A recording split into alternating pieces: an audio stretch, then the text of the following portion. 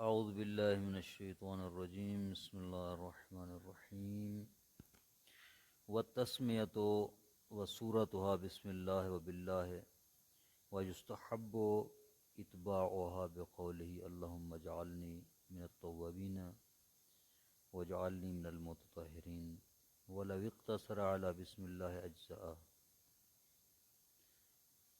مستحبات وضو بیان کر رہے تھے۔ پہلا مستحب تھا مسواک، اور اس میں افضل تھا کہ وہ عراق کی جو سرسبز ٹہنی ہے اس سے مسواک کرے۔ دوسرا مستحب ہے بسم اللہ پڑھنا، وضو سے پہلے بسم اللہ پڑھنا مستحب ہے۔ والتسمیہ، تسمیہ یعنی بسم اللہ پڑھنا۔ وصورتها، اور اس کا طریقہ جو ہے وہ یہ ہے بسم اللہ وباللہ۔ وَيُسْتَحَبُّ اتباعها بقولہ، اور مستحب ہے کہ اس کے بعد یہ کہے بسم اللہ وباللہ اللہم اجعلنی من التوابین واجعلنی من المتطہرین، یوں کہے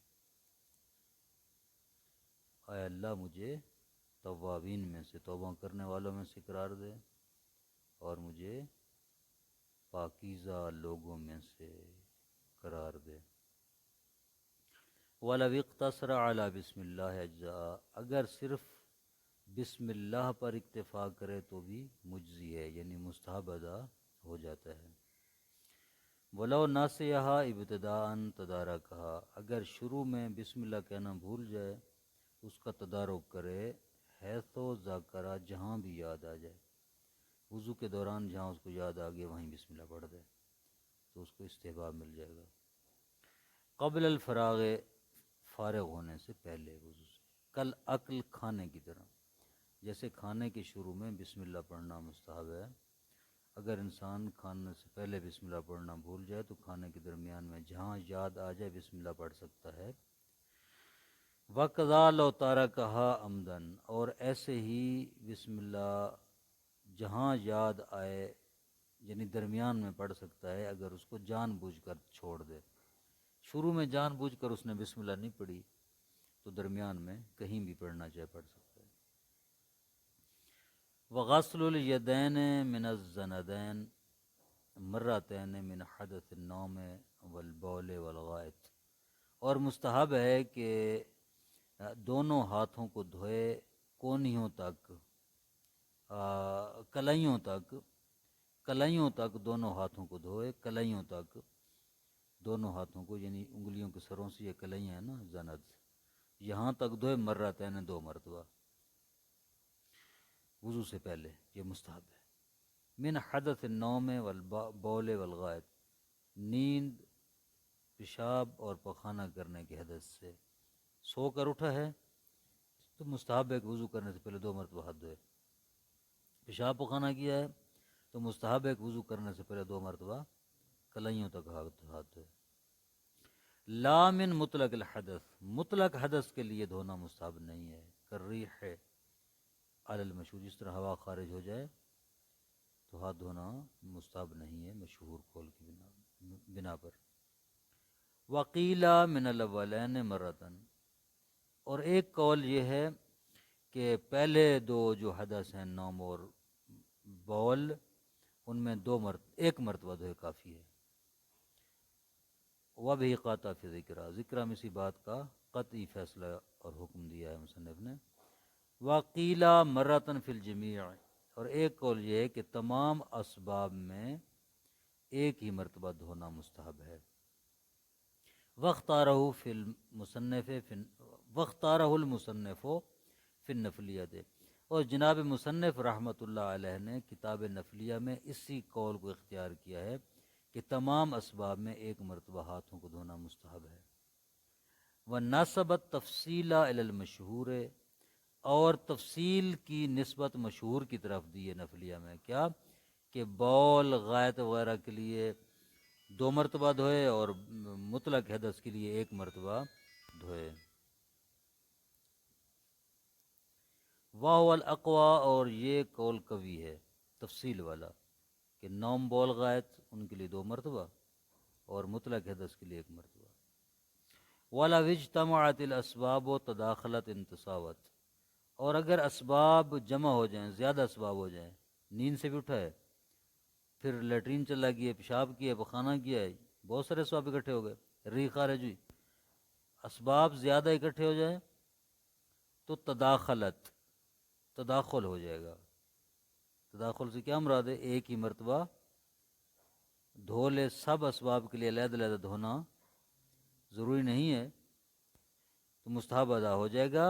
ان تساوت، اگر وہ اسباب مساوی ہوں، مساوی سے مراد مثلا وہ جو پہلے دو کیٹیگریز بنائی ہیں انہوں نے، پہلی کیٹیگری میں وہ تین بیان کیے گویا وہ مساوی ہیں ایک دوسرے کے۔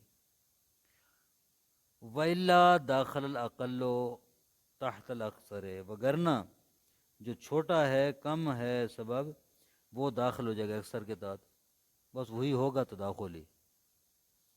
ولیکن وَلْيَكُنِ الْغَسْلُ قبل ادخالهما الْإِنَاءَ، اور چاہیے کہ یہ جو وضو سے پہلے ہاتھ دھونے ہیں، ان ہاتھوں کو دھوئے قبل ادخالهما الْإِنَاءَ، ہاتھوں کو برتن میں ڈالنے سے پہلے۔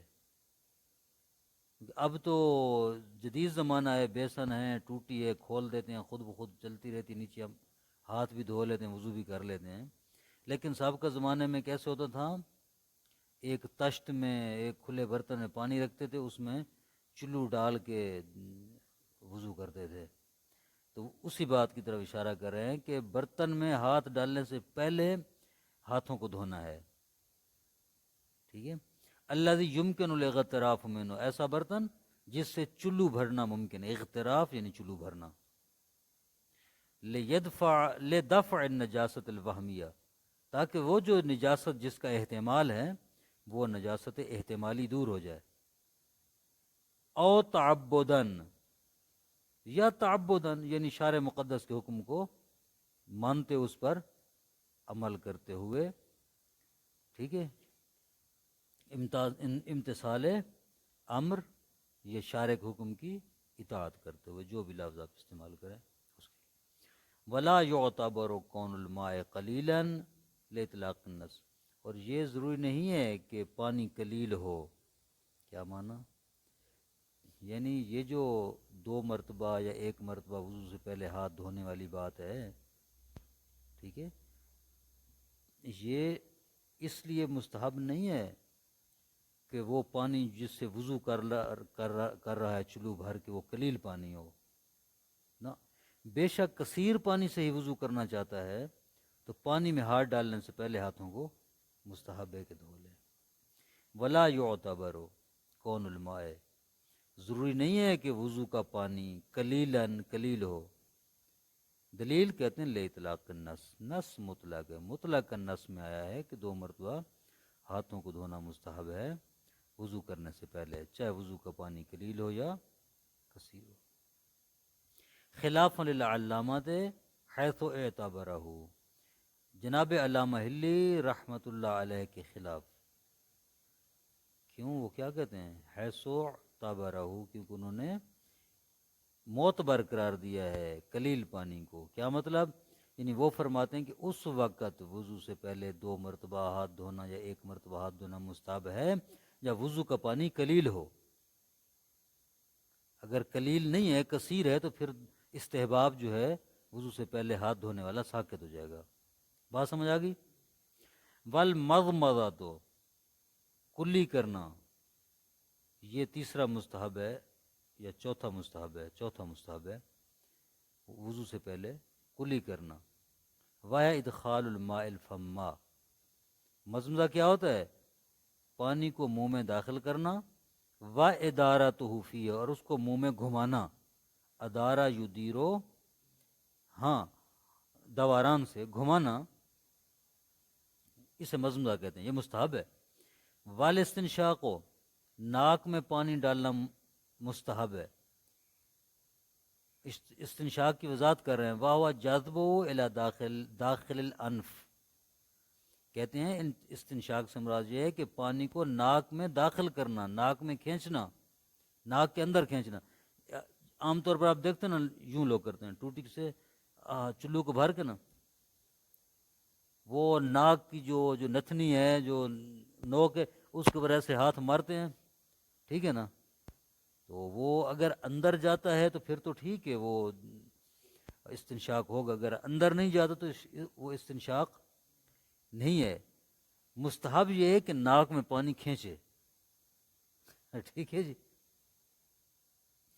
و تسلیثہما، اور یہ بھی مستحب ہے کہ مزمزہ اور استنشاق کو 3 مرتبہ انجام دے، 3 مرتبہ کلی کرے، 3 مرتبہ ناک میں پانی کھینچے۔ کیا مطلب؟ بِأَن يَفْعَلَ كُلَّ وَاحِدٍ مِّنْهُمَا ثَلَاثًا، یعنی ان میں سے ہر ایک عمل کو 3 مرتبہ انجام دے۔ وَلَوْ بِغُرْفَةٍ وَاحِدَةٍ، اگرچہ ایک چلو کے ساتھ ہی ہو، ایک چلو بھرا ہے، 3 مرتبہ کلی کیے ایک چلو سے، تھوڑا تھوڑا کر کے، یا ایک ہی چلو بھرا ہے، 3 مرتبہ ناک میں پانی ڈالا ہے تھوڑا تھوڑا کر کے، کوئی مسئلہ نہیں ہے۔ چلو مہم نہیں ہے، وہ اگلا عمل مہم ہے، کلی اور ناک میں پانی ڈالنا، وہ 3 مرتبہ کرے۔ بِثَلَاثٍ وَبِثَلَاثٍ أَفْضَلُ، اگرچہ 3 چلوؤں کے ذریعے افضل ہے، یعنی ایک چلو بھرے ایک کلی کرے، پھر دوسرا چلو بھرے دوسری کلی کرے، تیسرا چلو بھرے پھر تیسری کلی کرے۔ استنشاق بھی ایسے ہی ہے، ایک مرتبہ چلو بھرے ایک دفعہ استنشاق کرے، دوسری دفعہ چلو بھرے دوسری دفعہ، اور تیسری مرتبہ چلو بھر کے تیسری مرتبہ جو ہے استنشاق کرے، یہ افضل ہے۔ وَقَضَا يُسْتَحَبُّ تَقْدِيمُ الْمَضْمَضَةِ أَجْمَعَ عَلَى الْاِسْتِنشَاقِ، اور ایسے ہی مستحب ہے کہ ساری کلیاں، تینوں کلیاں مقدم کرے استنشاق پر، یعنی پہلے 3 مرتبہ کلی کرے، جب 3 مرتبہ کلیاں ہو جائیں پھر استنشاق کرے، یہ مستحب ہے۔ وَالْعَطْفُ بِالْوَاوِ لَا يَقْتَضِيهِ، یہ جو انہوں نے واو کے ذریعے عطف کیا ہے نا، یہ اس ترتیب کا تقاضا نہیں کرتا۔ مصنف نے کیا کہا ہے؟ وَالْمَضْمَضَةُ وَالْاِسْتِنشَاقُ، کلی کرے اور استنشاق کرے۔ یہ واو کس پر دلالت کرتی ہے؟ واو جم پر دلالت کرتی ہے، یعنی واو کا ما قبل اور واو کا ما بعد ایک ہی حکم میں ہے، بس اس چیز پر دلالت صرف کرتی ہے، ترتیب پر دلالت نہیں کرتی کہ مضمضہ پہلے استنشاق بعد میں ہو، یا استنشاق پہلے اور مضمضہ بعد میں ہو، اس ترتیب کے اوپر دلالت نہیں کرتے۔ وہ کہتے ہیں کہ یہ جو واو عطف ہے، اس کا یہ تقاضا نہیں ہے کہ پہلے مضمضہ کرے اور پھر استنشاق کرے، جو بھی پہلے ہو جائے کوئی اشکال نہیں ہے۔ وَتَثْنِيَةُ الْغَسْلَاتِ، غسلات الثلاث بعد تمام الغسلۃ الاولیٰ فی المشہور، مشہور قول کی بنا پر مستحب ہے کہ غسلات کو 3 مرتبہ انجام دے۔ وہ جو دھونے والے کام ہیں 3 مرتبہ کرے۔ کون کون سے کام ہیں دھونے والے؟ چہرہ اور دونوں ہاتھ، دونوں بازو، تین چیزیں دھونے والی ہیں نا، ایک چہرہ، ایک دایاں بازو اور ایک بایاں بازو، یہ 3 مرتبہ انجام دے۔ بعد تمام الغسلۃ الاولیٰ، پہلے غسلے کے مکمل ہونے کے بعد۔ کیا مطلب؟ یعنی مستحب یہ ہے کہ ہر عضو کو